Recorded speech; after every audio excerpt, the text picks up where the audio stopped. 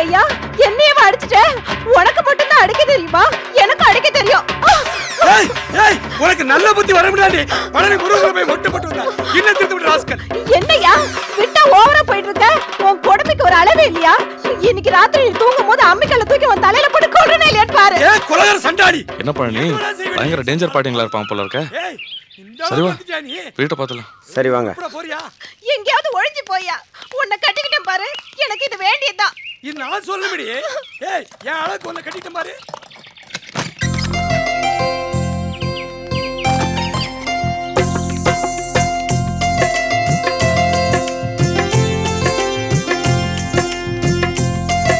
நாலு குடும்பம் ஒண்ணா இருக்கலாம் போல இல்ல? வாங்க. இதான் கிச்சன்.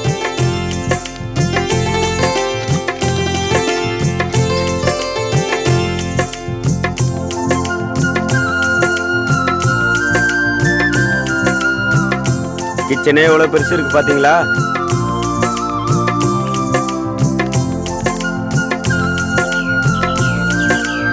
காத்தோட்டமா ஹாயா உட்காரலாம் இங்கெல்லாம். வீடு அழகா பெருசா வசதியா இருக்கு. ஆமா எலிவள மாதிரி ஒரு வீட்டுல இருந்தா இந்த மாதிரி வீட்டை பார்த்தா அப்படிதான் தெரியும். நான் இருக்கிற வீடை கேவலப்படுத்துறியா? அது ராசியான வீடு. கண்ணன் ஒரு கை குழந்தை. என்னடா கண்கள் யார் பாடுறது? வாங்க அந்த கூத்தையும் பாருங்க. கண்ணன் ஒரு கை குழந்தை கண்கள் சொல்லும் பூங்கவிதை.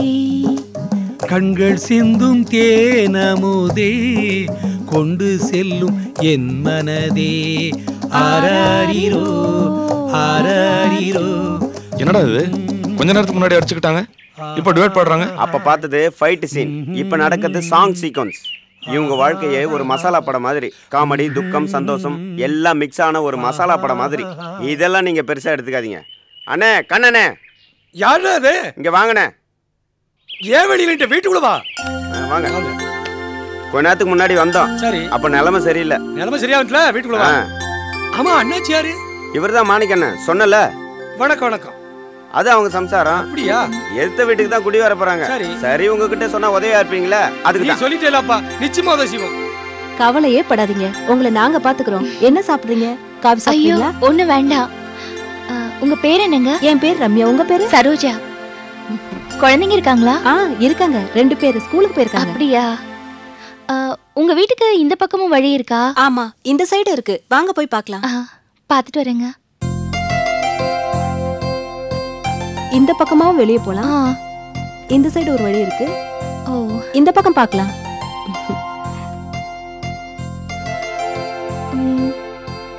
அது என்ன இடங்க? இங்க ஒரு அம்மா மெஸ் நடத்துறாங்க. ஓ அப்படியா?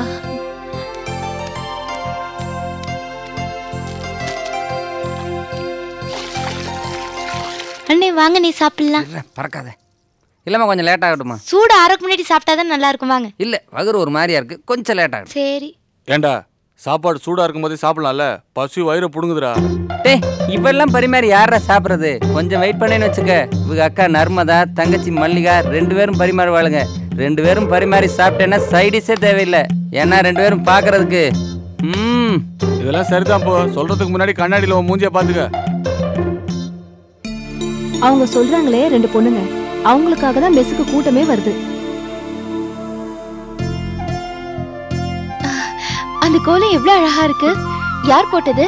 இப்ப வந்து போனாலே கருப்பா ஒரு பொண்ணு, அவதான் போட்டா. அவ பேர் மீனா. நல்லா வரைவா, நல்ல கோலம் போடுவா. ரொம்ப நல்லா இருக்கு. அப்புறம் இந்த பக்கத்து தெருல இருக்கான்ல ரமேஷ், அவன் என்னையே பாத்துட்டு நிப்பான். அசடு வழியது தாங்காதுப்பா. நர்மதா, நான் சொல்லல 2 பொண்ணுங்க, நர்மதா, மல்லிகா. இவங்க தான் இந்த வீட்டுக்கு புதுசா குடி வர போறாங்க. அப்படியா? சரி சரி, எங்களுக்காக நிறைய பேர் சாப்பிடாம காத்துட்டு இருப்பாங்க, நாங்க வரோம். ஆமா ஆமா, அங்க நிறைய பேர் காத்துட்டு இருக்காங்க. போங்க போங்க. வரோம். நான் சொல்லல. ஏமா, இவங்க தான் இந்த வீட்டுக்கு புதுசா குடி வர. அப்படியா? என் பேர் மீனா, இங்க மெஸ் நடத்திட்டு இருக்கோம். சொன்னாங்க. நீங்க என்னைக்கு வரேன்னு சொல்லுங்க, நானே வீட்டெல்லாம் கழுவி கோலம் போட்டுருவேன். நீ இப்படி பேசுறதே ரொம்ப சந்தோஷமா இருக்கு. ஆனா இந்த வீட்டுக்கு வரத பத்தி இனிமேதான் நாங்க முடிவெடுக்கணும். நீங்க இங்கே வந்துருங்கக்கா, உங்களை எனக்கு ரொம்ப பிடிச்சிருக்கு. சொல்றோம்மா. சரி வரேன். நீ போ. இதான் அந்த வீட்டோட ஜாகிரஃபி. அங்கே ஒரு மெஸ்ஸு, ஒரு அம்மா 3 பொண்ணுங்க. இங்கே இவங்க 2 பேர் இருக்காங்க, 2 பசங்க. இது ஹவுஸ் ஓனர், தாத்தா பாட்டி வீடு. இந்த வீட்டுக்கு நீங்கள் குடி வர போகிறீங்க. மேலே வந்து இங்கே ஒருத்தர் டீ கடை வச்சுருக்கார், அவரும் அவங்க சம்சாரமாக. 2 பேரும் லவ் மேரேஜ் பண்ணி இங்கே வந்து செட்டில் ஆகிருக்காங்க. இப்போ வெளியூர் போயிருக்காங்க. சரி, வீடு பிடிச்சிருக்கா சொல்லுங்கள். இந்த வாடகை அட்வான்ஸ் இதெல்லாம் பேசி நான் முடிவு பண்ணிக்கிறேன். இல்லை, வீட்டு ஓனரை பார்க்க வேண்டாமா? ஐயோ, பால் காய்ச்சற வரைக்கும் அவங்கள பார்க்காம இருக்க தான் நல்லது. ஆமாமா, அவர் சொல்றதா கரெக்ட். வீடு பிடிச்சிருக்கான்னு மட்டும் சொல்லுங்க. என்ன சரோ? அப்புறம் என்னென்ன எல்லாத்தையும் நான் பார்த்து பேசி முடிச்சிடறேன். நீங்க கிளம்புங்க. போறாங்க.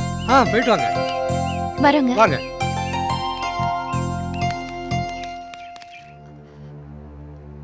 ராதா, ராதா. ஏய், எங்க வந்த? என்னம்மா இப்படி சொல்றீங்க? உங்க அண்ணன் என்னடானா கொஞ்சம் கூட மரியாதை இல்லாம எங்களை துருப்பா நினைச்சு நடு வீட்டுல வச்சு எங்களை விரட்டிட்டு போனா. அன்னைக்கு எங்க எல்லாரும் முன்னாடி உன்னை தரன்னு உங்க வீட்டுக்கு இழுத்துட்டு போனானே. அப்புறம் எந்த மூஞ்சிய வச்சுக்கிட்டு இந்த வீட்டுக்கு வந்திருக்க? அம்மா, நிர்மலா பாவம். பெரியவங்க உங்க சண்டையில அவ என்னமா பண்ணுவா? ஏய், நீ சும்மாரு. இவங்க அண்ணனால உங்க அப்பாவோட மானம் மரியாதை எல்லாமே போயிடுச்சு. இவங்க அண்ணன் மாடிக்கு ஊர் பூரா உங்க அப்பாவை பத்தி கேவலமா பேசிட்டு இருக்கா. இவ கூட உனக்கு சிநேகிதமா? தொலைச்சு போடுவேன். அம்மா, நிர்மலா பாவமா. ஏய், இனிமே இதுல எல்லாம் தலையிடாத. நீ அவ கூட சிநேகிதமா இருக்கணும்னா நீ அவ கூட போய் அவ வீட்லயே இருந்துக்கோ போ. நீ ஏண்டி இங்க வந்து அழற? நீ மான ரோஷம் உள்ளவளா இருந்தா இனிமே இந்த வீட்டு வாசப்படி மிதிக்காத. நாங்க உன்னை தரம் கட்டு போயில்லடி. உங்க அண்ணா மாதிரி வேலைக்கார பையங்கள்லாம் வாய்க்கு வந்து அப்படி பேசுறதுக்கு போடி வழியே போ.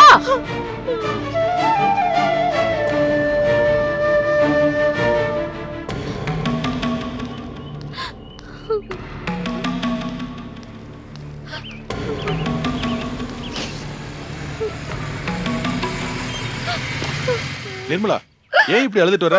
என்னாச்சு? என்ன நிர்மலா, கேட்ட கேள்விக்கு பதில் சொல்லாம நீ பாட்டு அழுதுட்டே இருக்க? ரோட்ல இப்படி அழுதுட்டு வந்தேன்னா பாக்குறவங்க உன்னை தப்பா நினைப்பாங்க. என்ன விஷயம் சொல்லு நிர்மலா. உங்க வீட்டுக்கு போயிருந்தேன். உங்க அம்மா இனிமே வீட்டுக்கு வராதுன்னு சொல்லி தீட்டிட்டாங்க. எங்க அண்ணனுக்கும் உங்களுக்கு பிரச்சனை தான். அதுக்கு நான் என்ன பண்ணுவேன்? என் மேல என்ன தப்பு இருக்கு? என்ன வர வேணும் சொன்னதோட நிக்காம ரொம்ப அவமானப்படுத்தி பேசிட்டாங்க. சாரி நிர்மலா, அத பத்தி ஒன்னும் ஃபீல் பண்ணாத. எங்க அண்ணனுக்கும் உங்க வீட்டுக்கு பிரச்சனை இருக்கிறது தெரிஞ்சும் அது பெருசா நினைக்காம நான் ஏன் உங்க வீட்டுக்கு வரேன் தெரியுமா? உங்களை பாக்கிறதுக்கு உங்ககிட்ட பேசுறதுக்கும் தான். உங்களை நான் எவ்வளவு தூரம் லவ் பண்றேன் தெரியுமா? இத்தனை நாள் என் மனசுக்குள்ளே இருந்தது, இன்னைக்கு என்னையும் மீறி வெளியே வந்துருச்சு. உங்க மனசுல என்ன இருக்குன்னு எனக்கு தெரியாது. இன்னைக்கு சாயந்தரம் உங்களுக்கு போன் பண்றேன். உங்க விருப்பத்தை அப்ப சொல்லுங்க.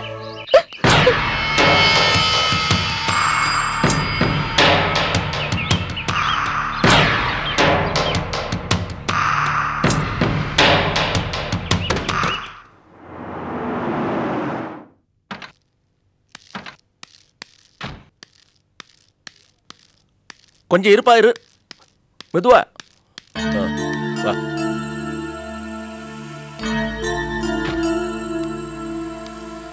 லீலா,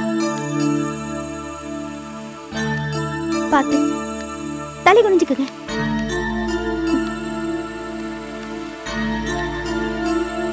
பாத்து மாமா.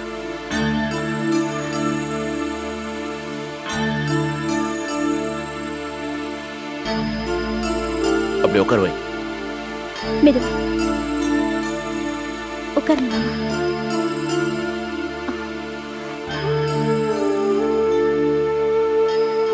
போசு, கவலைப்படாத, எல்லாம் சரியா போயிடும். வயிறு ரொம்ப நோவுதா? சரி அம்மா, இவனுக்கு படுக்க ரெடி பண்ணிட்டீங்களா? எல்லாம் பண்ணியாச்சுப்பா. போசு, போய் படுத்துக்கிறியா? போய் படுத்து ரெஸ்ட் எடு. நான் இங்கே இருக்கேன். இங்கே இருக்கிறியா? சரி. டேய், வாழ்க்கையில பிரச்சனைகள் இருக்கத்தான் செய்ய, அதை தைரியமா சந்திக்கணும். அதுக்கு போய் இப்படி மறுபடியும் இந்த மாதிரி பைத்தியக்காரத்தனை பண்ண மாட்டேன்னு சத்தியம் பண்ணு. பண்ண சத்யா. உன்னால சமாளிக்க முடியாத பிரச்சனை இருந்தா எங்கிட்ட சொல்லுடா, நான் எதுக்கிட்ட இருக்கிறேன். பைத்தியக்கார இத பாரு பிள்ளைங்களா, நீங்க எல்லாம் விவரமான போட்டு உங்களுக்கு எல்லாமே தெரியும். இருந்தாலும் பெரியவன் சொல்ல வேண்டியது சொல்லிவிடுறேன். தங்கமானவன் போஸ், இவன் அருமை இன்னும் உங்களுக்கு தெரியல. இவன் கதை முடிஞ்சுதான் என்ன ஆயிருக்கும். இவன் மன நோகும்படி யாரும் பேசப்பட சொல்லிவிட்டேன். யாராவது இவனை சின்னீங்க, எனக்கு ரொம்ப கோவம். சரிப்பா, இப்படி எல்லாம் ஆகும்னு நாங்க நினைக்கல. நீங்க கவலைப்படாதீங்கப்பா, மாமாவை நாங்க பாத்துக்கிறோம். சரிம்மா, இது அவசரமா வேலை இருக்கு, போயிட்டு வந்துடுறேன். அப்பா அப்பா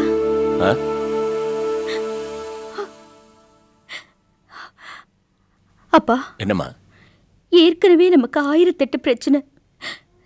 இப்போ ஆஸ்பத்திரி செலவு அதெல்லாம் பத்தி நீ கவலைப்படாத. தெரிஞ்ச ஒருத்தர்கிட்ட கைமாத்து வாங்கி நான் ஆஸ்பத்திரி கட்ட வேண்டிய பணத்தெல்லாம் கட்டியாச்சு. உங்களை நினைச்சா எனக்கு ரொம்ப வருத்தமா இருக்குப்பா. என்னம்மா இதெல்லாம்? என்னால தானப்பா உங்களுக்கு இவ்வளவு பிரச்சனை. என்னம்மா பேச்சு இதெல்லாம்? அப்பா, என்ன மன்னிச்சிருங்கப்பா. என்னடா பெரிய வார்த்தையெல்லாம் பேசுறேன்? இந்த பாரு, உன்னை கட்டி கொடுத்த வகையில தான் அவனுக்கு மாப்பிள்ளை, மத்தபடி அவனுக்கு புள்ள. என் புள்ள இன்னைக்கு செத்து பொழைச்சிருக்கான்.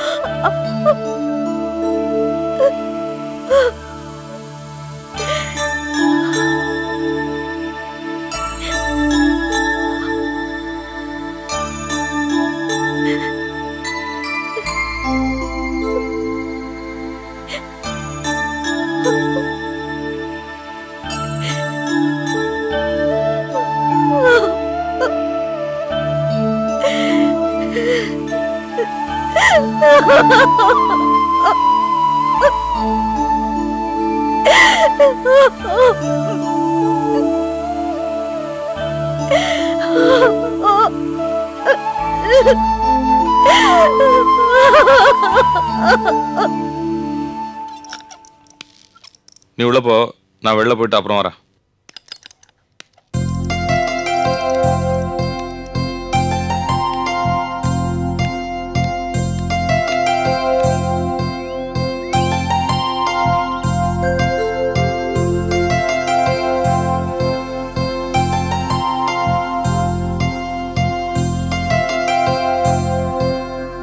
வாமா, தனி கொடுத்துன போறவள வீடு எப்படி இருக்கு? நல்லா இருக்கு பாட்டி. மாணிக்கம் எங்க? அவர் என்ன வாசல்ல விட்டுட்டு வெளியில போயிருக்காரு.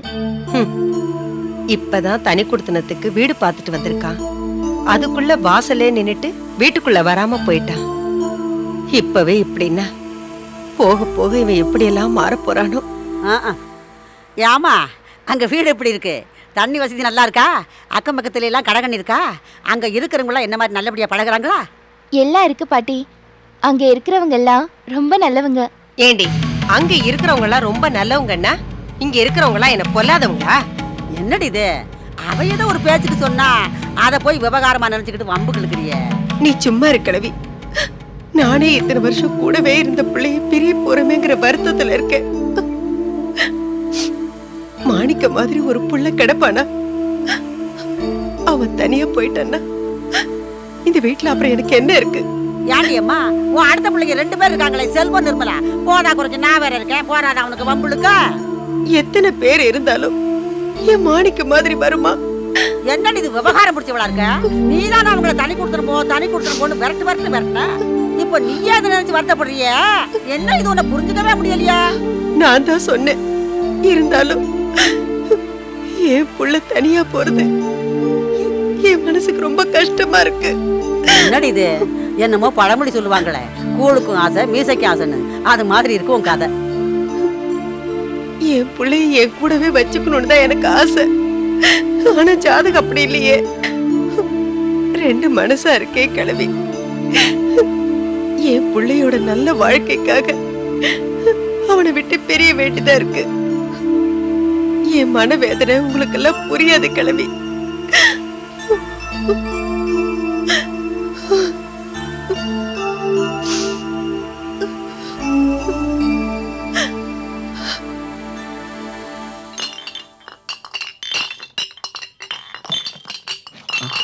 அண்ணே என்னண்ணே விஷயம்லாம் கேள்விப்பட்டேன், நீங்க இப்படி பண்ணலாமா? இதை காட்டிலும் கேவலப்பட்டவன்லாம் உயிரோட இல்லையாண்ணே? இதுக்கு போய் மருந்து குடிச்சிட்டீங்களே. அண்ணே இப்ப நீங்க பொழைச்சுக்கிட்டீங்க, இனிமே இந்த ஊர்ல தலை நிமிர்ந்து நடக்க முடியுமா? நானே நொந்து போய் வந்திருக்கேன். ஏன்டா வெந்த புள்ள வேலை பார்த்து வேலையை பாருங்க போங்கடா.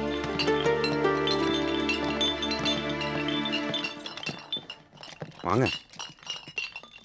இப்போ எப்படின்னு இருக்கு உடம்பு? நல்லா இருக்கேன் மணி. என்னன்னு இந்த பக்கம் ஃபேக்ட்ரி விற்கும்போது பாக்கி போனால் அப்புறம் வைக்கிறேன்னு சொன்னேன் இல்லையா? ஆமாம். அதான் இப்போ கொஞ்சம் பணம் சிரமமாக இருக்குது. ஆஸ்பத்திரியில் நிறையா செலவாகி போச்சு. எல்லா செலவையும் மாமா தான் பார்த்துக்கிட்டாரு. கொஞ்சம் பணம் கொடுத்தேன்னா உதவியாக இருக்கும். இது ஒன்றும் எனக்காக கேட்கல, என் மாமாவுக்காக தான். கொஞ்சம் தயவு பண்ணு மணி. என் கையில் இருந்த காசெல்லாம் செலவாயிடுச்சு. கடையில் வேற மராமத்து வேலைலாம் பண்ணிட்டேன். எனக்கும் குடும்பம் செலவு அது இதுன்னு இருக்குது. இன்னும் கொஞ்ச நாள் போட்டுனேன். இப்போ கையில் பைசா இல்லை. சோடா கடையில் என்ன வருமானம் வரும்னு உங்களுக்கே தெரியாதா? அண்ணா நம்ம சிம் ஃபேக்டரியில சரக்கெல்லாம் இறக்கிட்டு பேலன்ஸ் பணத்தை வாங்கி வந்துட்டுமா? அறிவில்லை உனக்கு? பணத்தை எப்போ யாராருட்டு கேட்கணும்னு தெரியாது. சோத்தை தானே திக்கிறேன். போடா சி போய் வேலையை பாரு. சரிண்ணே, கொஞ்சம் வேலை இருக்கு.